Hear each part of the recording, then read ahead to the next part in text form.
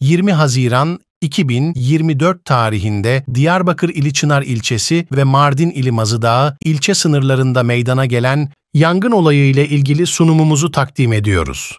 Bu sayfada 22 Haziran 2024 tarihinde Sentinel-2 uydusundan alınan yangın bölgesine ait görüntüleri görüyorsunuz.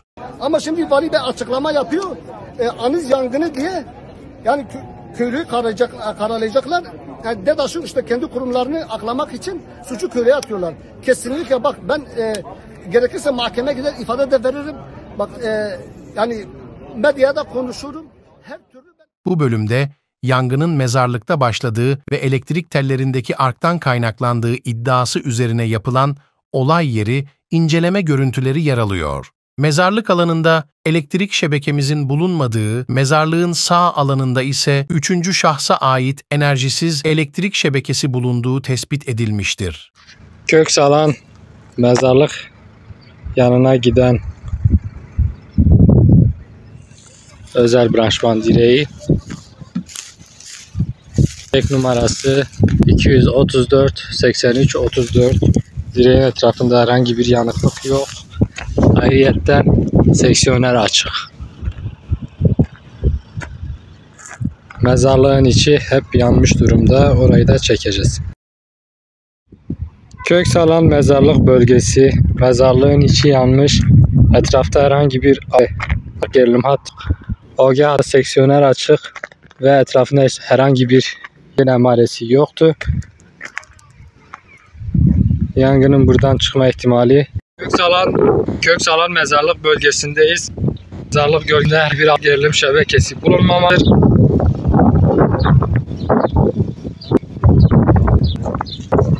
Öldüğü hangi bir alçalması yoktur. Sıcaktan dolayı kamera ağır çekmiyor.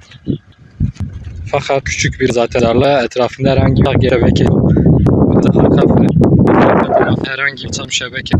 Yangının Diyarbakır ili Çınar ilçesi Köksalan mahallesi ile Mardin ili Mazıdağı ilçesi Yücebağ mahallesi arasındaki OSOS panosunun olduğu direkte oluşan arktan kaynaklandığı iddia edilen söz konusu panoyu görüyoruz. Pano, Köksalan mahallesi 102/59 numaralı parselde 239 64 63 numaralı direkte. Mazıdağı ile Çınar ilçeleri arasında olası enerji alışverişini ölçmek amacıyla kurulmuştur.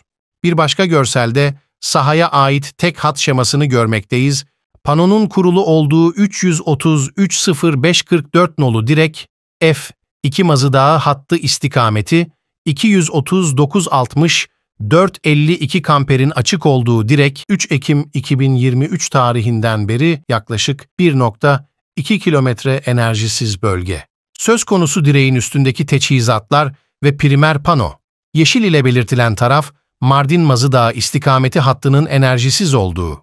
Kırmızı Diyarbakır istikameti enerji olan bölge, panonun aktif olmadığını gösteren açık kamper. Panonun enerjisiz olduğunu gösteren boştaki Diyarbakır istikametine ait XLPE kablolar. 21 Haziran 2024 tarihinde ekiplerimizin olay yeri inceleme videosu, primer panonun üst kapağının tel ile sabitlendiği, panonun enerjisiz olduğunu, içindeki orta gerilim ölçü devresine ait orta gerilim sigortalarının, gerilim ve akım trafolarının, kablo başlıklarının sağlam olduğu ve bir yangın emaresinin olmadığı videoda görülmektedir.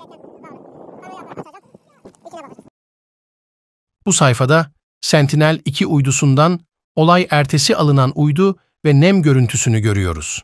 İlk görselde görünen ve siyah olan saha yangından etkilenen sahayı temsil ediyor.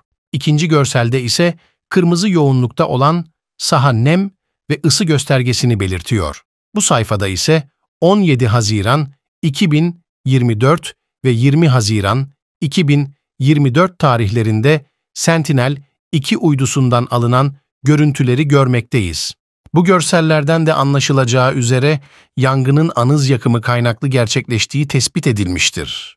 Bu sayfada bir önceki veriyi doğrulayan nem ve ısı göstergesi ile anız yakımının yangından saatler önce parsellerin çevrilerek planlı bir şekilde yapıldığını net olarak gösteren uydu görüntüleri yer almaktadır. Anız yakımının olmadığını iddia eden ve valilik açıklamasını da yalanlayarak yangının elektrik tellerinin tutuşmasından kaynaklandığını belirten sözde görgü tanığı ait olan alan görselde paylaşılmaktadır. Bu sayfada 20 Haziran 2024 tarihi saat 15 ile 21 Haziran 2024 tarihi saat 15 arasındaki rüzgar yön ve hız göstergesi paylaşılmaktadır. Rüzgar yön ve hızı incelendiğinde yangın saatlerinde hızının arttığı, yönünün Köksalan Mahallesi'nden Yücebağ Mahallesi'ne doğru ilerlediği ve akabinde yön değiştirdiği görülmektedir. Köyde yakılan anız, yeterli soğutma sağlanmadığı için artan rüzgarın şiddetiyle çevresindeki ekili alanlara sıçrayarak geniş çapta bir bölgeye yayıldığı düşünülmektedir. Köksalan köyünün geçmiş yıllara ait uydu görüntüleri incelendiğinde, köyde sürekli anız yakılarak ikinci ürün mısır ekimi için saha hazırlandığı ve bu işlemin 20 Haziran ile başlayan vakitlerde gerçekleştiği görülmektedir. 21 Haziran 2023'teki uydu görüntüsü ve birinci iddia bölgesi ile 21 Haziran 2023 ısı nem uydu görüntüsü aynı sayfada paylaşılmaktadır. 26 Haziran 2023'teki uydu görüntüsü ve ikinci iddia bölgesi ile 26 Haziran 2023 ısı nem uydu görüntüsü bu sayfada yer almaktadır. Bu sayfada Haziran ayında anız yakılan bölgenin Ağustos 2023 tarihinde mısır ekili olduğunu gösteren uydu görüntüsü paylaşılmaktadır. Hatlara periyodik bakımın yapılmadığı iddialar arasında yer almaktadır.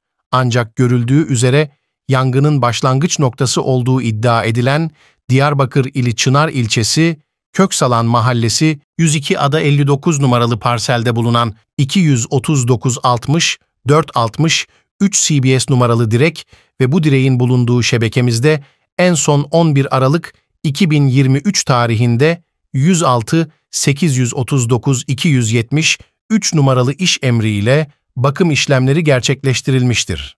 Diyarbakır EMO tarafından olay yeri gezilerek teknik tespit iddiası ile hazırlanan raporda primer panonun olduğu direkte 3. şahsa ait trafo tesisi seksiyonerinin açık olduğunu EMO kendi görselleri ile de paylaşmıştır. Görsellerde trafonun yerinde olmadığı, yani şebekenin enerjisiz olduğu, enerjisiz şebekeden arıza ve ark kaynağı oluşmayacağı oda tarafından da bilinmesine rağmen, enerjisiz olan OG sigortalar yerine iletken bağlandığı ve yangına sebebiyet verebileceği beyan edilmiştir. Yine Diyarbakır Elektrik Mühendisleri Odası, teknik tespit iddiası ile paylaştığı raporunda, arazilerde ağaç direklerinin enerji nakil hatlarında kullanılmaması, iletkenlerde eklerin olduğu ve direklerin dibinde süs betonu olması gerektiği gibi iddiaları ile mevzuatsal ve teknik dayanağı olmayan açıklamalar yaparak kamuoyunu manipüle etmektedir.